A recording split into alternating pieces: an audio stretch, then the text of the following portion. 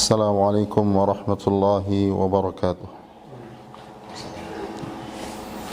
إن الحمد لله نحمده ونستعينه ونستغفره ونعوذ بالله من شرور أنفسنا وسيئات أعمالنا. من يهد الله فلا مضل له ومن يضلل فلا هادي له. وأشهد أن لا إله إلا الله وحده لا شريك له وأشهد أن محمدا عبده ورسوله.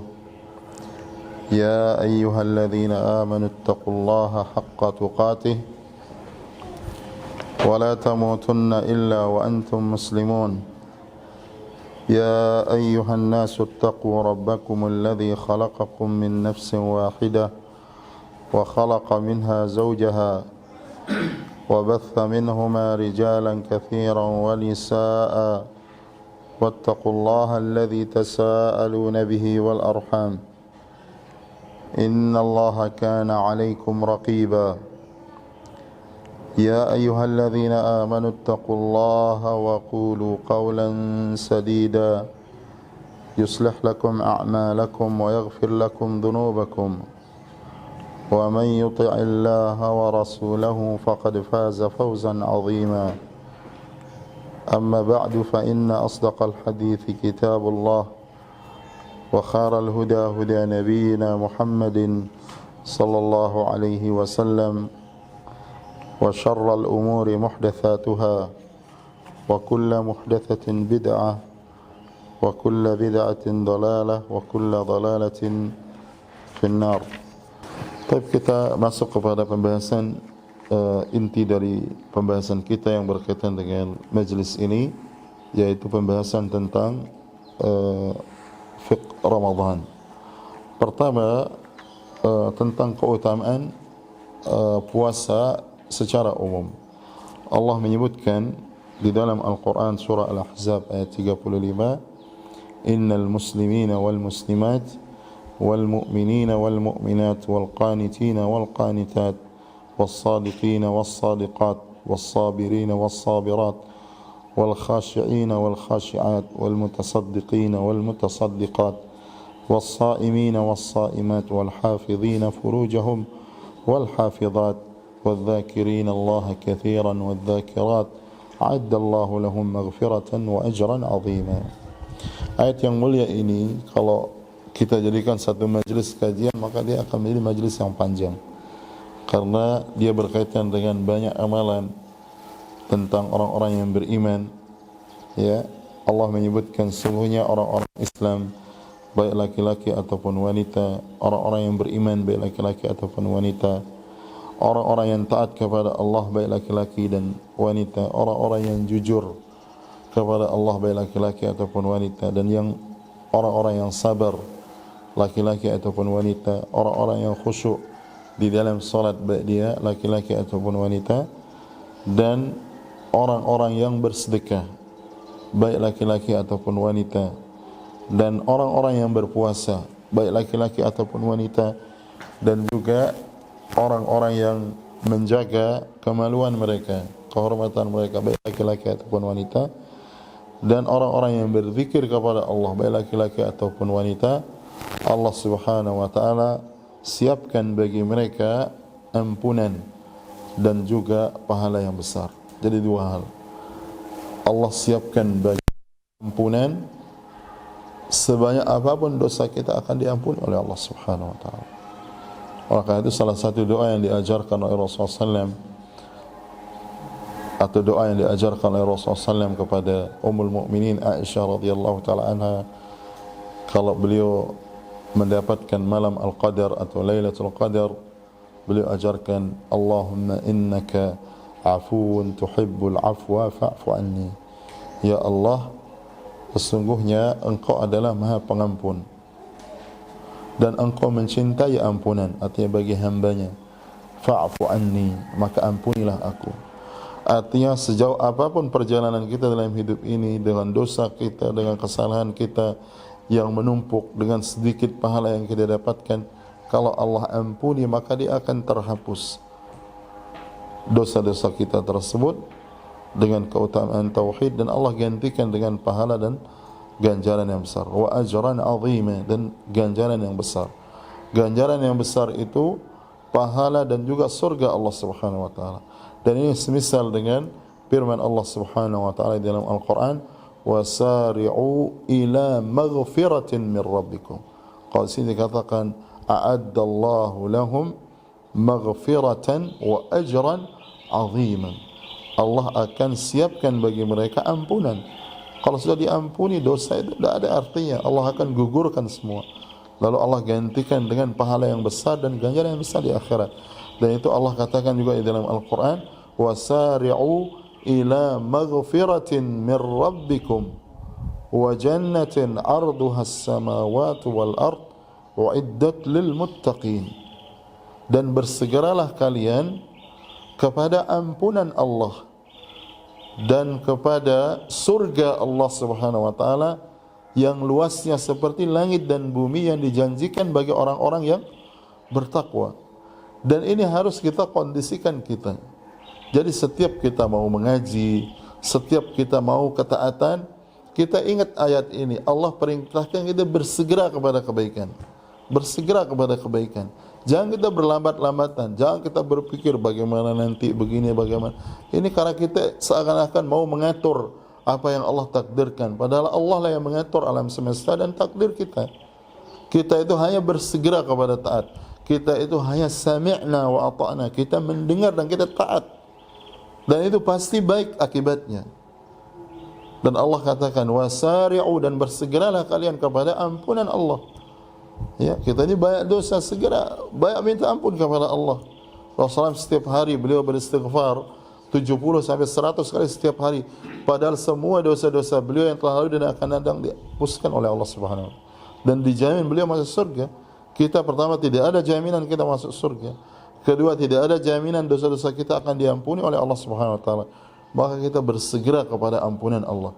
Ampunan Allah itu bukan hanya dengan kita ucapkan Allahumma ighfirli ya Ghaffar, ighfirli ya Ghaffar, ighfirli, bukan hanya itu, tapi kita juga wujudkan di dalam perbuatan. Apa wujudnya? Kita menuntut ilmu supaya kita tahu juga sebab-sebab Allah mengampuni kita. Bukan hanya kita berdoa, sama dengan kita, ya Razzaq urzuqni, ya Allah Engkau Maha pemberi rezeki, berikan rezeki kepada. Kemudian kita tidak berikhtiar, ya kita harus kerja, cari yang halal, berusaha, berikhtiar. Tapi jangan melalaikan kita dari majlis ilmu, jangan melalaikan kita dari ibadah, jangan melalaikan kita dari rumah tangga, agama kita dan sebagainya. Ya, harus ada sebabnya. Tidak bisa kita berdoa saja. Ya, karena Allah perintahkan kita mencari sebab. Tapi kita tidak boleh sama sekali sedikit pun bergantung kepada sebab itu. Tidak boleh kita mengatakan, oh saya pintar, bisa saya cari rezeki. Oh saya ini ahli ibadah, insya Allah akan diampuni, cepat diampuni. Tidak ada jaminan Allah akan ampuni kita. Tapi kita minta kepada Allah seperti kita minta hidayah. Ihdinas siratal mustaqim. Kita baca setiap salat, rakaat dalam salat surah Al-Fatihah. Ihdinas siratal mustaqim. Ya Allah, berikanlah aku petunjuk kepada jalan yang lurus. Harus disertai dengan ikhtiar. Kita harus mendatangi majlis ilmu. Kita harus mencari ilmu. Ya. Jangan kita bertanya kepada orang yang bukan ahlinya. Jangan kita hanya pakai pikiran kita saja, tidak kita belajar tentang ilmunya. Jadi harus ada ikhtiar untuk itu. Jadi Allah katakan bersegeralah kalian kepada ampunan Allah dan kepada surga Allah, digandengkan antara ampunan. Dan ini juga isyarat bahwasanya kalau kita diampuni oleh Allah pasti kita dimasukkan ke dalam apa? Surga. Ya, bahkan orang-orang itu tidak akan ada yang masuk ke dalam surga karena semata amal perbuatannya. Karena dia akan seimbang apa yang kita lakukan dari ibadah ini dengan surga yang Allah apa? Berikan, tidak seimbang. Surga itu tidak ada kesusahan, tidak ada kesedihan, tidak ada, semua kenikmatan isinya, semua keabadian di dalam kebahagiaan. Tidak ada orang dengki, tidak ada orang yang bermusuhan, tidak ada semua di surga. Semua apa namanya?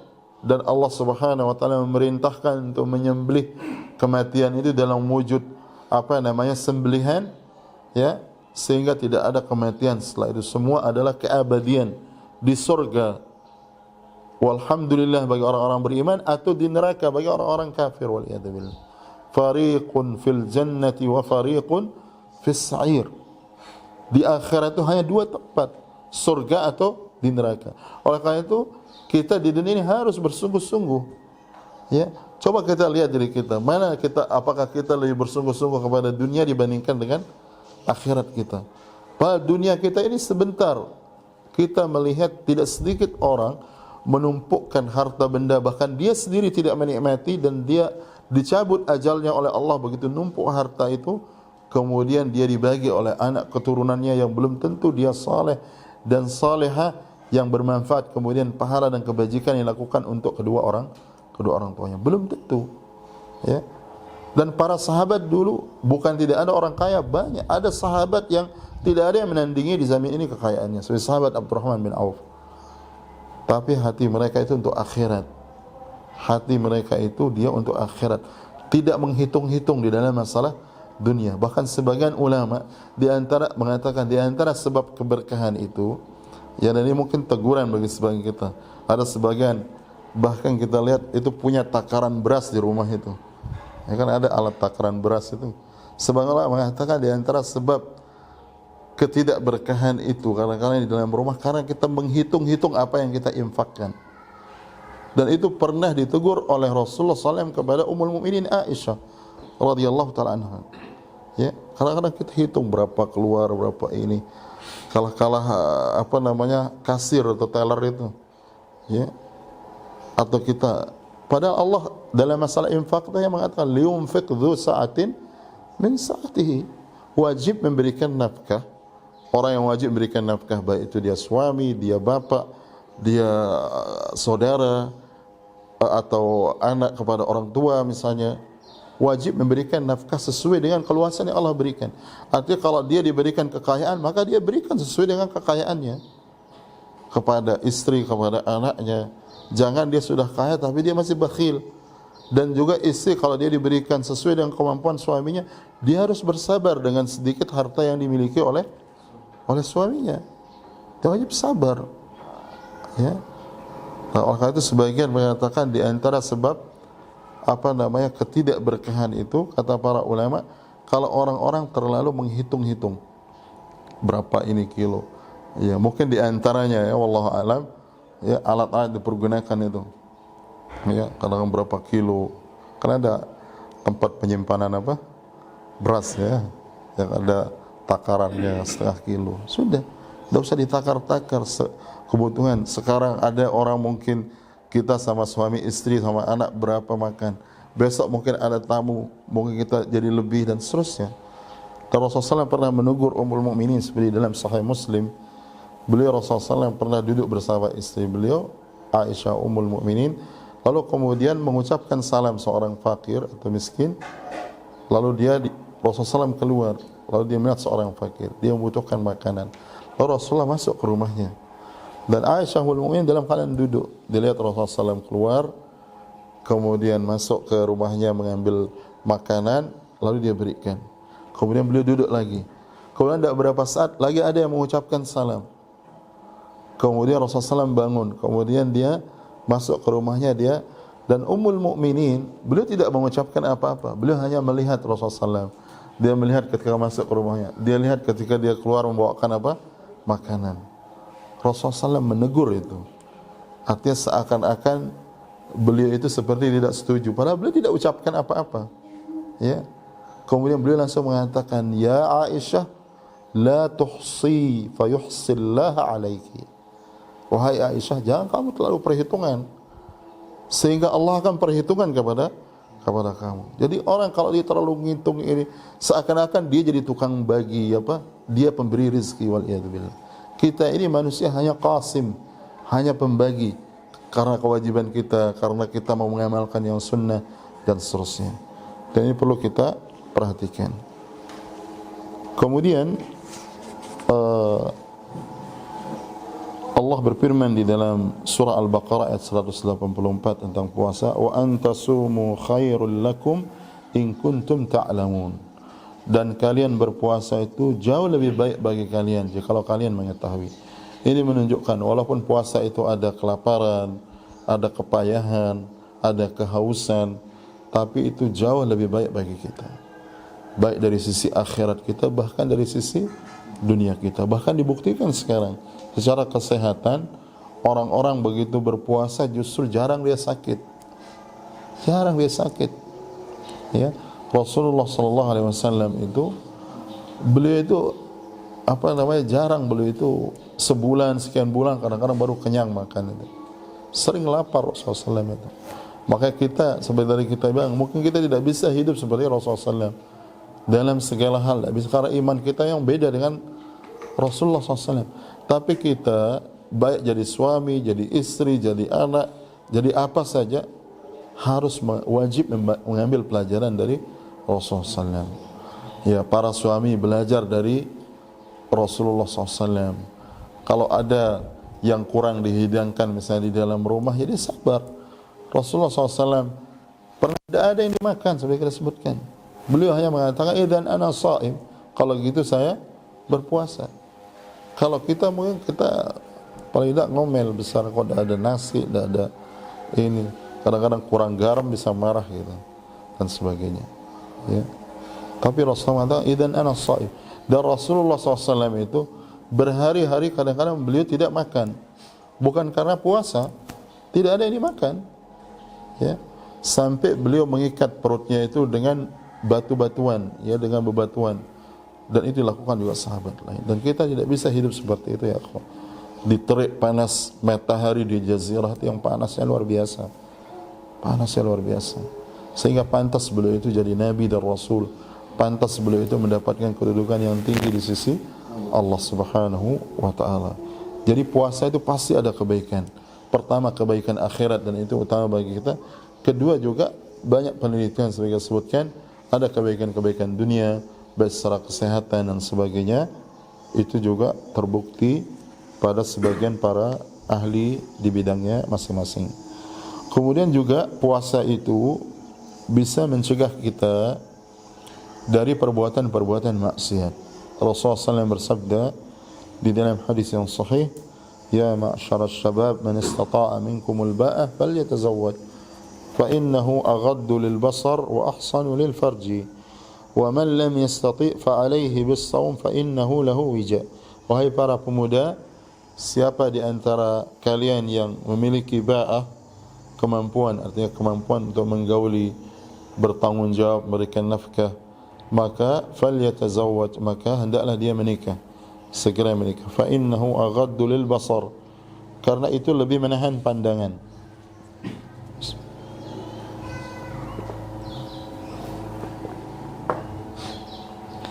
Karena itu lebih bisa menahan pandangan dan juga bisa menahan kemaluan.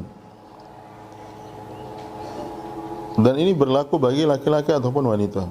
Wa man lam yastati' fa 'alaihi bis-shaum. Siapa yang tidak mampu maka hendaklah dia berpuasa. Fa innahu lahu wija, maka sungguhnya berpuasa itu bisa menjadi perisai, menjadi penahan dia dari menjadi perisai atau penahan dari hawa nafsunya. Ya, artinya para pemuda atau orang-orang yang misalnya tidak bisa menikah, ya, tidak mampu atau belum ditakdirkan, maka hendaklah dia berpuasa supaya dia jauh dari maksiat. Ya, tidak ada jalan lain, ya, tidak ada jalan lain kecuali berpuasa. Ya, kecuali kalau dia punya budak misalnya, seperti dalam ketentuan syariat. Kemudian juga Rasulullah SAW bersabda, "Ma min 'abdin yasumu yawman fi sabilillah illa ba'ada Allahu bidzalika wajhahu 'anil nari 70 kharifa." Tidaklah seorang hamba berpuasa suatu hari di jalan Allah, melainkan Allah jauhkan wajahnya dari api neraka dalam jarak 70 tahun perjalanan. Ya, dan itu ajar yang besar. Dia berpuasa satu hari saja di jalan Allah karena Allah, maka dia akan dijauhkan dirinya, wajahnya dari api neraka itu dalam jarak 70 tahun perjalanan. Ya, 70 tahun perjalanan. Ya, dan ini pahala yang sangat besar tentunya. Kemudian dalam hadis yang lain Rasulullah SAW bersabda, "As-siyamu junnatun yastajinnu bihal abdu minan nar." Puasa itu adalah perisai yang seorang hamba menjaga diri dengan perisai tersebut dari api neraka. Ya, jadi pahala ini puasa ini pahalanya besar. Dia menjauhkan orang dari neraka. Kemudian Rasulullah SAW bersabda dalam hadis yang lain juga, "Man shama yawman fi sabilillah ja'alallahu bainahu wa bainan nar khandaqan kama bainas sama' wal ard." Barang siapa yang berpuasa di jalan Allah, maka Allah jadikan antara dia dengan neraka itu seperti jarak antara langit dan bumi. Itu pahala yang besar. Kita dijauhkan oleh Allah karena sebab puasa ini dari api neraka. Kemudian juga banyak hadis yang menunjukkan hal tersebut, di mana puasa ini sebab orang mendapatkan surga Allah. Disebutkan dalam hadis Umamah Al-Bahili, beliau berkata kepada Rasulullah, "Ya Rasulullah, dullani ala amalin adkhulu bihi al-jannah." Ya Rasulullah, tunjukkanlah aku satu amalan yang dengan sebabnya aku akan masuk ke dalam surga. Lalu Rasulullah SAW bersabda, "Alaika bis-shaum la misla lahu." Hendaklah engkau berpuasa karena tidak ada yang semisal dengan berpuasa. Kemudian banyak lagi keutamaan orang-orang yang berpuasa. Di antaranya adalah dia diberikan pahala tanpa perhitungan. Juga orang yang berpuasa itu dia akan mendapatkan dua kegembiraan. Ya, dia akan mendapatkan dua kegembiraan. Walis-saimi farhatan, farhatun 'inda fitrihi wa farhatun 'inda liqa'i rabbih. Orang yang berpuasa itu akan diberikan dua kegembiraan oleh Allah. Pertama, kegembiraan ketika dia berbuka, dan kegembiraan ketika dia bertemu dengan Allah Subhanahu wa taala. Artinya ketika dia dimasukkan ke dalam surga. Kemudian juga Allah menyebutkan di dalam hadis qudsi, "Kullu 'amali bani Adam lahu illa as-shaum, fa innahu li wa ana ajzi bihi." Semua amalan anak Adam itu bagi dirinya kecuali puasa, maka itu adalah bagiku dan aku yang akan membalasnya. Nah, para ulama mengatakan bahwasanya puasa itu bagi dirinya, artinya balasannya jelas, manfaatnya jelas bagi dirinya. Tapi puasa itu untuk Allah, artinya menunjukkan pentingnya menjaga keikhlasan, dan orang terjaga keikhlasannya dengan puasa. Orang kalau salat, dia bisa terlihat rukuk dan sujud. Tapi orang berpuasa, kita tidak bisa bedakan dia puasa atau tidak, karena bisa disembunyikan dia puasa, kemudian dia ternyata tidak berpuasa, atau dia berpuasa tetapi seakan-akan dia tidak berpuasa. Dan itu bisa terjadi, ya, dilakukan oleh sebagian karena menyembunyikan amal perbuatan yang dia lakukan. Nah, karena puasa itu ibadah yang dia rahasia antara Allah dengan hambanya, Allah membalas juga dengan balasan yang tidak terhitung.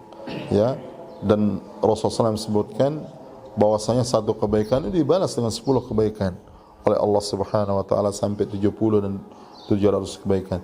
Tapi puasa itu adalah milik Allah, dan Allah sembunyikan Allah sembunyikan balasannya. Artinya dia balasannya tidak dikira-kira.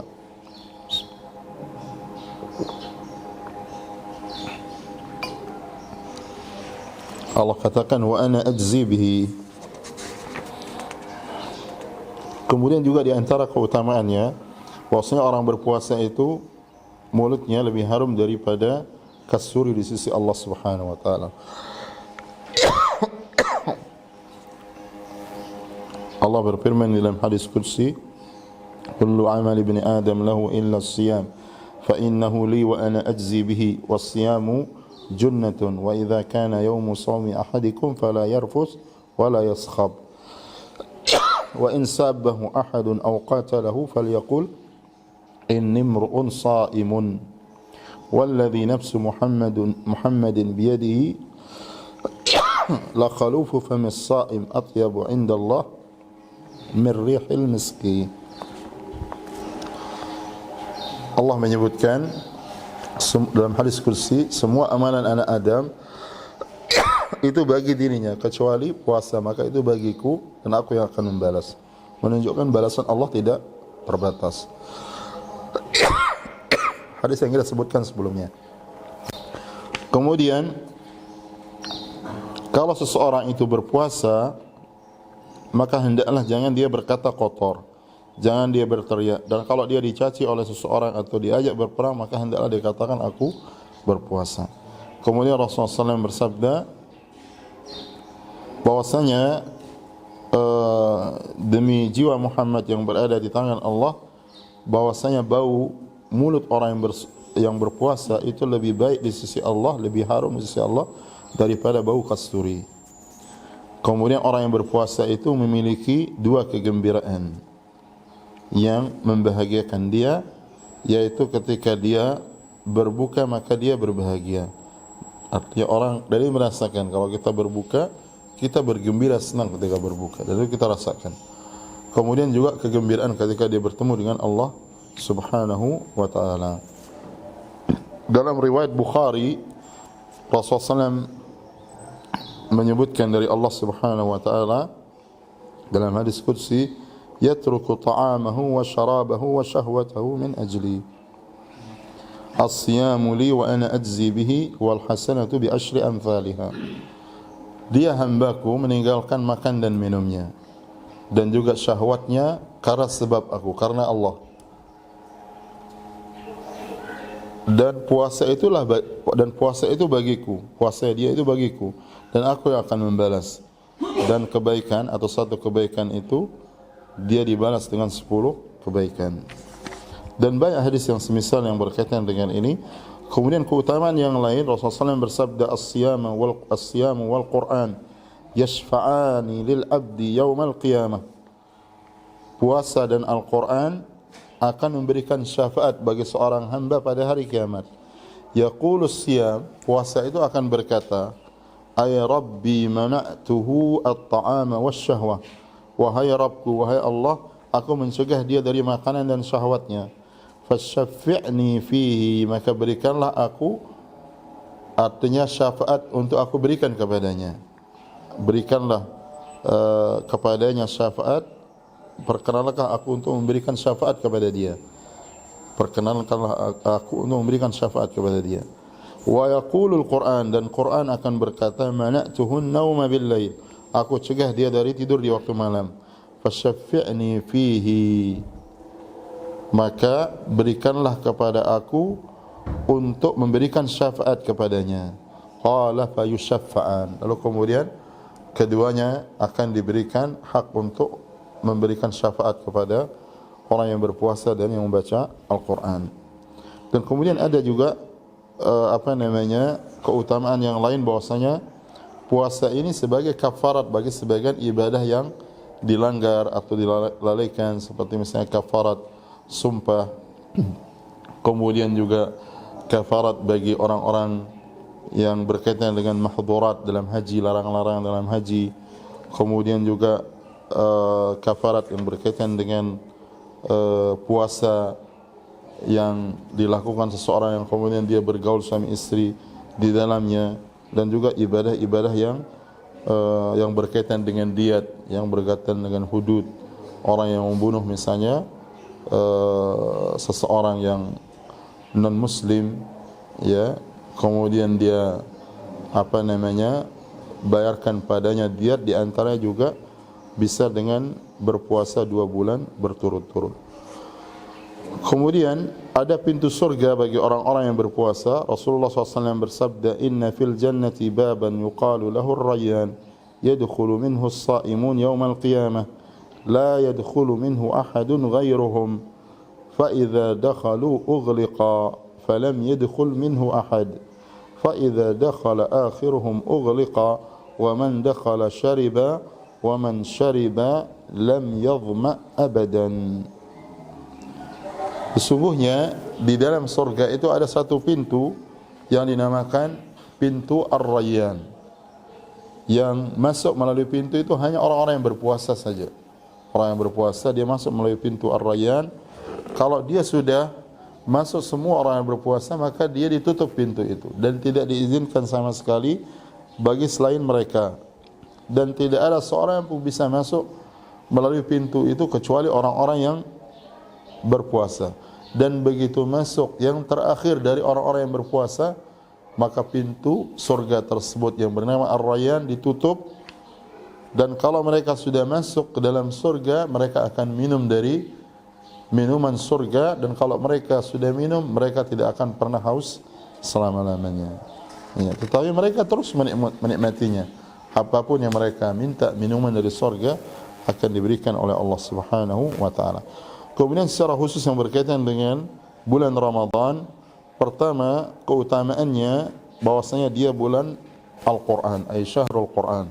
Allah berfirman dalam surah Al-Baqarah ayat 185, "Syahrul Ramadan alladzi unzila fihi al-Quran hudan lin-nas wa bayyinatin minal huda wal furqan, faman syahida minkum asy-syahra falyasumhu."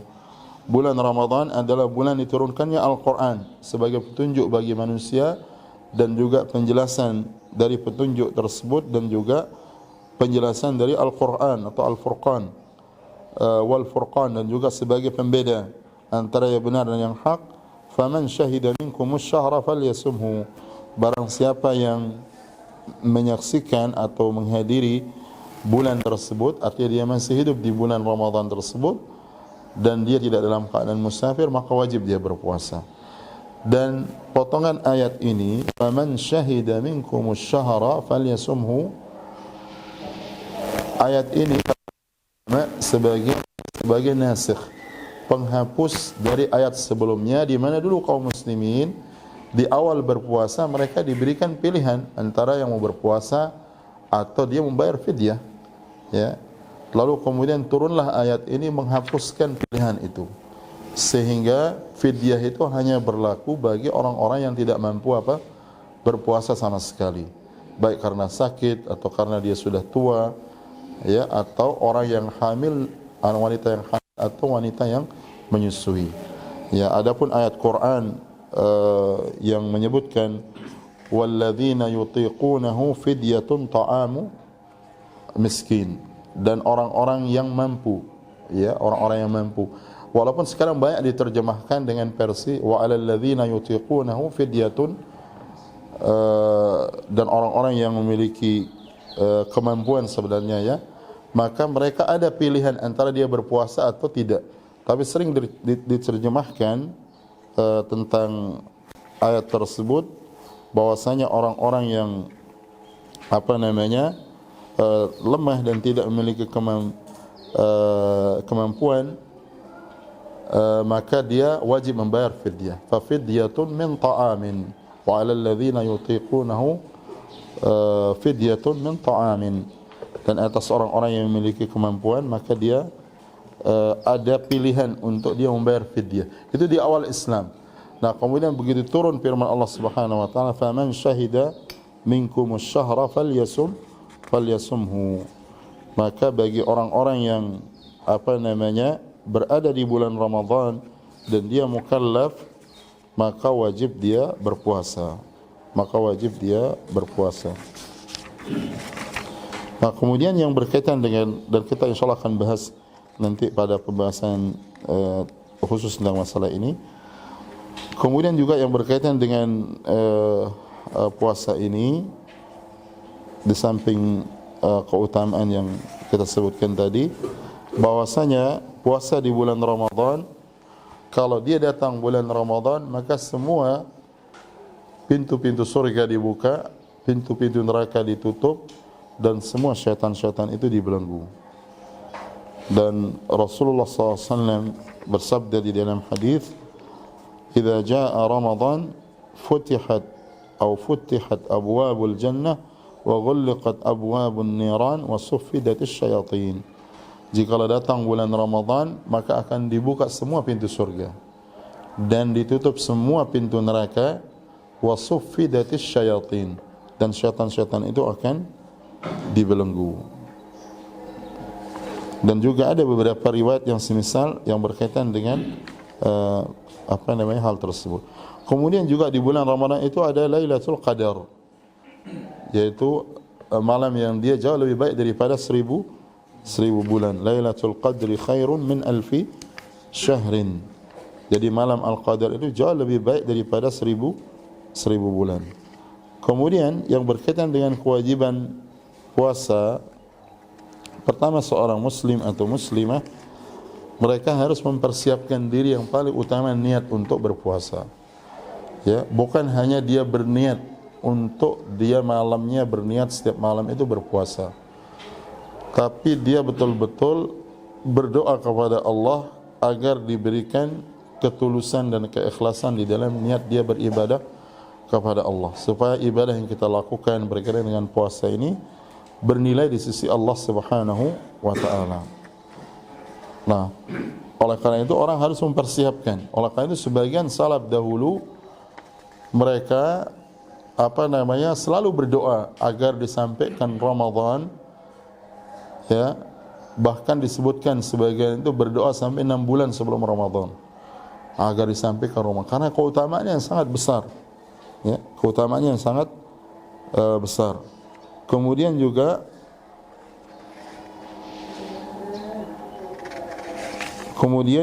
bahwasanya orang itu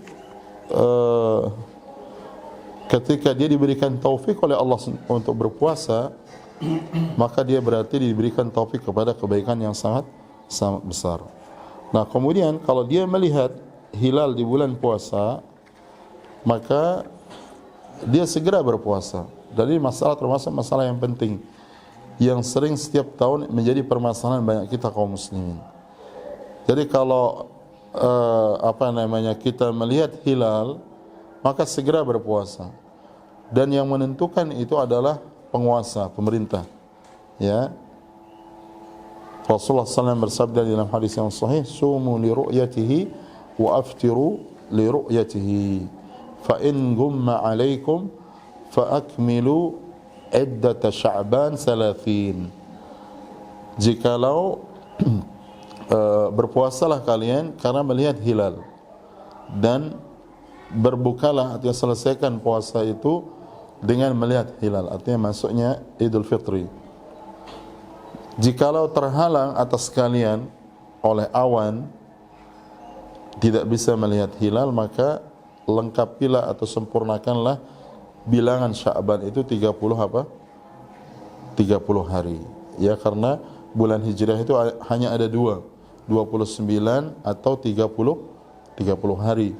Ya, kalau bulan yang lain itu ada 28, ada 29, ada 30, ada 31 hari. Kalau bulan-bulan atau syuhur Hijriyah atau sana Hijriyah itu ada hanya 29 dan 30 hari. Jadi kalau 29 hari kemudian terlihat hilal malamnya setelah 29 hari Sya'ban, berarti malam itu adalah malam Ramadan. Besok kita berpuasa. Tapi kalau tidak terlihat karena mendung, maka kita lengkapi Sya'ban itu 30 hari tambah 1 hari, berarti setelahnya berarti pasti Ramadan. Dan yang menetapkan ini siapa? Pemerintah. Ingatkan. Jadi kita tidak perlu berdebat setiap tahun itu atau bertanya kepada ustaz, besok kita puasa atau tidak. Tanya sama pemerintah. Lihat pengumumannya. Ya, kalau berpuasa ya berpuasa, kalau enggak ya kita tunggu hari setelahnya. Jadi jangan diperdebatkan.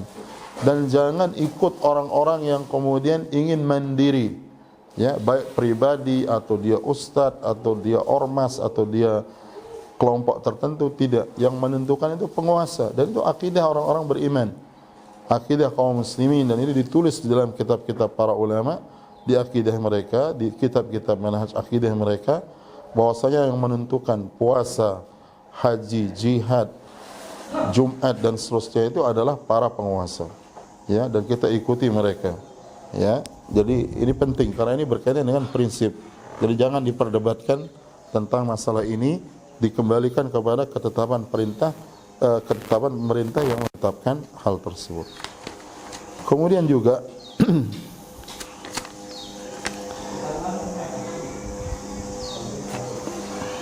yang berkaitan dengan masalah puasa ini, kita juga perlu mengetahui hal-hal yang mendorong kita untuk semangat berpuasa atau targhib di dalam berpuasa. Rasulullah SAW bersabda di dalam hadis yang sahih, "Man shama Ramadhana imanan wa ihtisaban, ghufira lahu ma taqaddama min dhanbihi." Barang siapa yang berpuasa pada bulan Ramadan karena semata iman dan mencari pahala dari Allah Subhanahu wa taala, maka akan diampuni semua dosa-dosanya yang telah lalu. Kemudian Rasulullah SAW bersabda di dalam hadis sahih yang lainnya, "As-salawatul khams wal jum'atu ila al-jum'ah wa Ramadan ila Ramadan mukaffiratun lima bainahunna idza ijtanibatil kaba'ir." Salawat 5 waktu, Jumat kepada Jumat dan Ramadan kepada Ramadan, itu semua menjadi penghapus dosa-dosa di antara keduanya, kalau dosa-dosa besar ditinggalkan.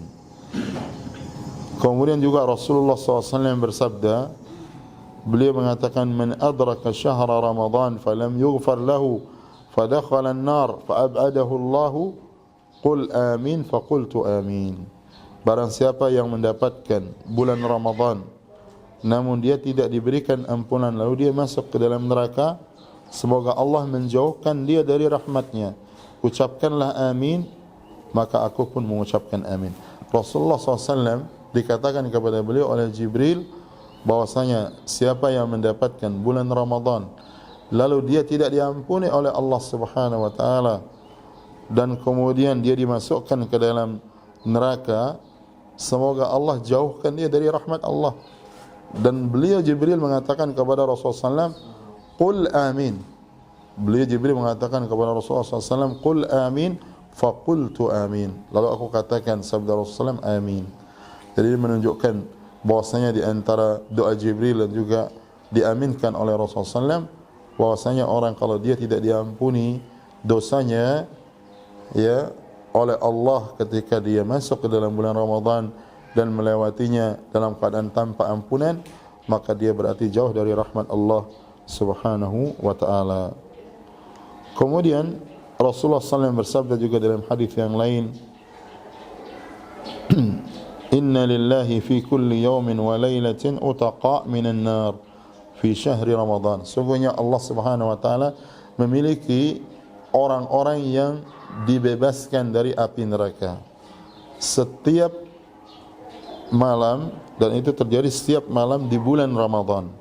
Wa inna likulli muslimin da'watan yad'u biha fayustajabu lahu. Dan sesungguhnya seorang muslim dia memiliki doa, artinya di bulan Ramadan, yang mustajab, yang kalau dia berdoa maka akan dijawab doanya oleh Allah Subhanahu wa taala. Kemudian juga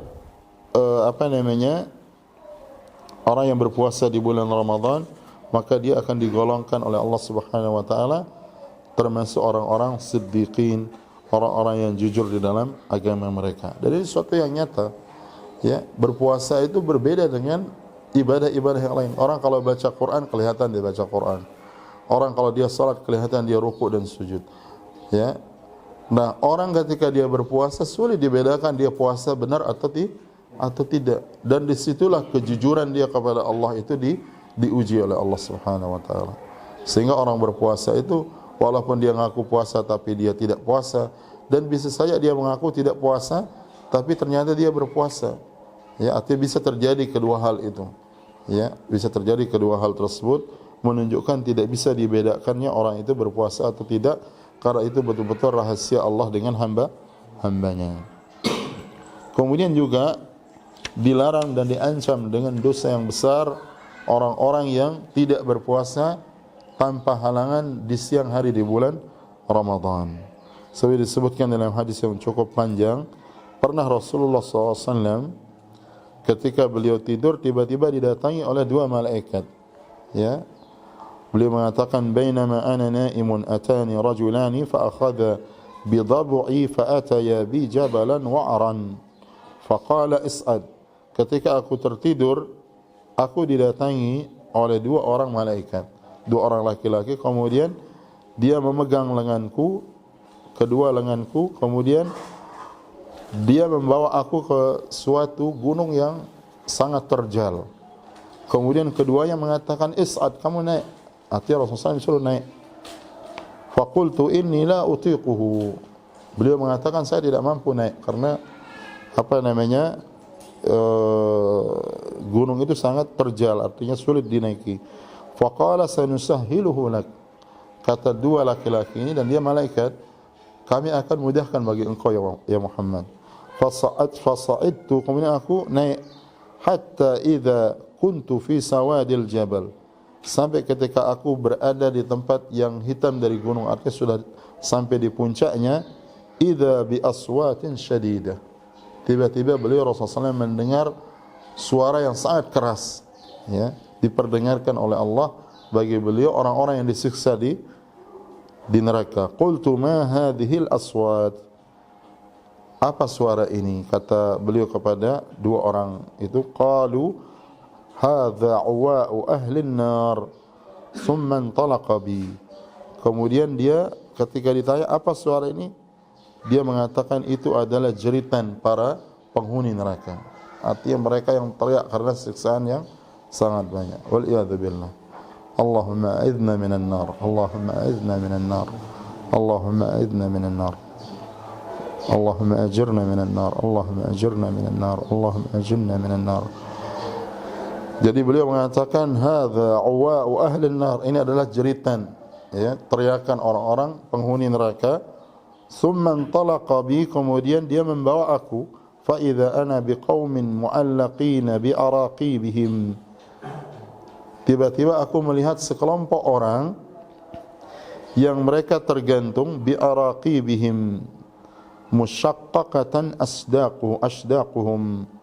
Jadi mereka terikat bergelantungan. Jadi kepalanya menghadap bawah, kemudian kakinya, ya, jadi kakinya di tapak kakinya di bawah lututnya atau dekat mata kakinya itu dia digantung menghadap ke bawah, ya. Kemudian musyaqqaqatan asdaquhum, dalam keadaan darah itu mengalir dari karena dia menghadap ke bawah, ya, melalui rahang dan juga dari mulut mereka, ya. Jadi dia digantung dari urat besar yang ada di dekat tumitnya, dalam keadaan mulut mereka itu robek, musyaqqaqah, dalam keadaan dia robek karena darah mereka ke bawah mengalir dalam keadaan robek. Wal iyadu billah, mengalirkan darah. Tasilu asdaquhum daman, ya, yang mengalir, ya, dari muka-muka mereka itu aliran-aliran darah, ya. Jadi mulut mereka robek dalam keadaan dia mengalir darah. Qala qultu, kemudian beliau Rasulullah SAW mengatakan, aku bertanya siapa mereka? Man haula, siapakah mereka ini? Qala alladzina yuftiruna qabla tahillata shaumihim. Mereka inilah orang-orang yang tidak berpuasa, ya, sebelum selesai puasa. Artinya orang waktu puasa dia tidak berpuasa dengan sengaja, dan ini dosa besar, waliyadzubillah. Dan di sini ada faedah bahwasanya penghuni neraka itu sudah ada dan wajib kita imani. Dan tidak boleh kita mengatakan, mempertentangkan misalnya riwayat yang lain dengan ini. Kita wajib imani bahwasanya ada penghuni neraka dan juga ada yang disiksa di sana. Karena Rasulullah SAW diperlihatkan hal tersebut. Maka itu pernah disebutkan di dalam Sahih Muslim dan yang lainnya, Rasulullah SAW pernah solat, lalu kemudian diperlihatkan dan didekatkan kepada beliau ketika solat bersama sahabat, di hadapan beliau itu diperlihatkan surga. Sampai diperlihatkan kepada beliau buah-buahan dari surga, lalu Rasulullah SAW sampai mendatangi dan beliau ingin memetiknya. Tapi beliau tidak sampai kepada itu, dan beliau mengatakan, andai akan aku memetiknya ini, saya kali akan makan sampai hari kiamat itu. Artinya buah-buah dari surga. Dan pernah Rasulullah SAW diperlihatkan neraka di hadapan beliau ketika salat. Lalu kemudian beliau mundur dan para sahabat itu mundur, ya. Tadi ketika beliau salat diperlihatkan surga dan kebun-kebunnya dan sebagainya, Rasulullah SAW maju, para sahabat tidak bisa melihat. Rasulullah SAW maju, para sahabat juga ikut maju. Dan di sini isyarah tentang ittiba'nya para sahabat kepada Rasulullah. Jadi Rasulullah SAW maju, ikuti sahabat maju. Pernah Rasulullah SAW tiba-tiba beliau melepaskan alas kakinya, semua sahabat di belakang melihat dia lepaskan apa? Alas kakinya. Karena ittiba. Jadi kita kepada sunnah ini harus begitu. Jangan kita pilih-pilih, oh ini kalau wajib, ya. Kalau yang mustahab, ya nanti dulu lah. Dipikir-pikir dulu. Nggak boleh kita cinta kepada Nabi itu, apa yang bisa kita lakukan, kita lakukan. Tidak bisa kita lakukan, la yukallifullahu nafsan illa wus'aha. Tapi kita harus punya semangat untuk mengamalkan. Ya. Dan itu para sahabat sudah dulu. Sahabat dulu bahkan yang miskin-miskin sampai datang kepada Rasulullah menangis. Apa yang ditangiskan? Kurang harta karena mereka miskin? Tidak. Mereka menangis karena para sahabat yang kaya-kaya itu bisa melakukan hal-hal yang tidak bisa dilakukan oleh orang miskin. Mereka menangis pingin seperti mereka karena mereka tidak punya harta. Mereka berkata, ya Rasulullah, dhahaba ahlud dusur bil ujur, yusalluna kama nusalli, wa yasumuna kama nasum, wa yatasaddaqun bi fuduli amwalihim. Ya Rasulullah, orang-orang kaya dari kami, maksudnya para sahabat, mereka telah melewati kita dengan amalan yang banyak. Ya, ini yang harus ada pada jiwa kita itu. Jadi kita dengar orang berbuat kebaikan, kita segera berbuat kebaikan, dan antara kita dan amal kita itu hanya Allah Subhanahu wa taala. Tidak perlu kita iklankan, tidak perlu kita cerita kepada banyak orang, kecuali untuk memberikan ibrah kepada orang lain supaya orang mengikuti. Para sahabat mengatakan, orang-orang kaya ini dia berlalu melewati kita dengan pahala yang sangat banyak. Mereka solat, kami juga solat, ya Rasulullah. Kami solat, mereka juga solat, kami solat. Mereka puasa, kami juga puasa. Tapi mereka sedekah dengan harta mereka tidak bisa melakukan itu. Jadi ini menunjukkan sahabat dulu semua semangat. Jangan ada bilang, oh dia wajar, dia kaya, dia harus ini. Enggak. Kenapa kita tidak mikir? Kita minta sama Allah agar dikayakan, lalu kita yang berbuat. Jangan kita hanya berpikir untuk diberi saja atau untuk meminta, waliyadzubillah apalagi. Tapi kita berpikir supaya orang-orang kaya yang kita lihat dia mampu berbuat kebaikan, kita juga bercita-cita berbuat kebaikan seperti dia. Dan ini disebutkan dalam hadis tentang 4 golongan, yang satunya berbuat kebaikan dan dia kaya, dan dia bisa laksanakan cita-cita yang dia cita-citakan dalam kebaikan. Dia dapat pahala dan pahala niat yang dilakukan. Ada satu orang dia miskin, tapi dia bercita-cita seperti orang kaya yang berbuat kebaikan dengan kekayaannya itu.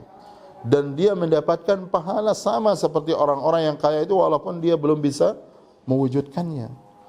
Ya, kita jadi harus berpikir, kita lihat ada orang yang bisa berbuat ini dengan harta, kita juga berniat. Dan boleh jadi dengan sebab niat kita itu Allah bukakan harta kita, sebab sehingga kita bisa melakukan apa yang dicita-citakan dan niatkan. Nah, kemudian yang ketiga, orang-orang yang diberikan kekayaan lalu dia pakai kekayaannya ini untuk sesuatu yang dimurkai oleh Allah. Dia dan apa yang dia lakukan dan niat dia untuk berbuat keburukan itu, dia akan mendapatkan dosanya. Lalu kemudian yang keempat, ada orang yang miskin.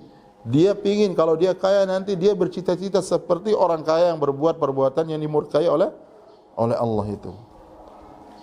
Akhirnya dia mendapatkan dosa sama dengan orang-orang kaya yang melakukan perbuatan yang dimurkai Allah walaupun dia tidak mewujudkannya. Kayak misalnya dia bilang kalau dia kaya, waliyadzubillah, dia akan berbuat maksiat ini seperti orang kaya itu dia bisa. Dia tidak bisa lakukan karena dia miskin, dia dapat dosanya sama seperti orang yang apa? Orang kaya yang melakukan itu. Nah, ini perlu kita perhatikan.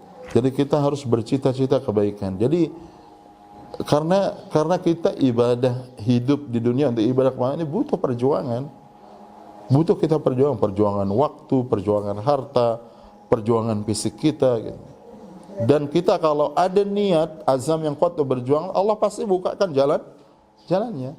Coba kalau setiap kita bercita-cita seperti orang-orang yang mampu, dia bisa bangun masjid, dia bisa bangun pondok pesantren, dia bisa membuat majelis-majelis ilmu dan seterusnya. Mungkin dengan sebab niat dan azam yang kuat itu Allah kemudian memudahkan jalannya. Sebabnya yang tadinya dia tidak punya harta, dia jadi punya harta. Dia bisa beribadah kepada Allah, dia bisa melakukan kebajikan dan ketaatan yang lain yang banyak. Ya, jangan justru kayak sebagian, oh ya dia wajar dia kaya, dia bisa melakukan ini dan sebagainya. Tidak, setiap orang karena Allah yang memberi rezeki, dia punya peluang untuk dia dimudahkan oleh Allah Subhanahu wa taala. Kemudian yang berkaitan dengan masalah ini juga, tadi kita sebutkan bahwasanya awal Ramadan itu bisa kita mulai dengan dengan melihat hilal, dan kita tutup Ramadan itu dengan melihat hilal kembali, dan yang menentukan itu adalah pemerintah. Seperti disebutkan di dalam hadis, sumu li ru'yatihi wa aftiru li ru'yatihi fa in gumma alaikum fa akmilu iddata Sya'ban 30. Berpuasalah karena melihat hilal dan berbukalah karena melihatnya. Jikalau tertutup awan atau tertutup dengan awan hilal tersebut, maka sempurnakanlah Sya'ban itu 30 hari. Dan ada riwayat-riwayat yang lain juga, la tasumu hatta tarawul hilal. Jangan kalian berpuasa sampai kalian melihat apa? Hilal. Nah, oleh karena itu Rasulullah SAW melarang kita untuk melakukan puasa yang disebut oleh para ulama dengan saumu yaumis syak. Berpuasa pada hari yang diragukan. Itu sehari 2 hari sebelum puasa bulan Ramadan. Kecuali orang yang memang dia memperbanyak puasa di bulan Sya'ban dari awal, atau dia terbiasa puasa Senin Kamis dan kemudian kena sehari atau 2 hari sebelumnya itu hari Senin atau Kamis, atau dia biasa puasa Nabi Daud misalnya dan seterusnya. Tapi kalau dia tiba-tiba ujuk-ujuk dia tiba-tiba puasa sehari 2 hari sebelumnya semata karena jangan-jangan sudah masuk Ramadan, itu tidak boleh.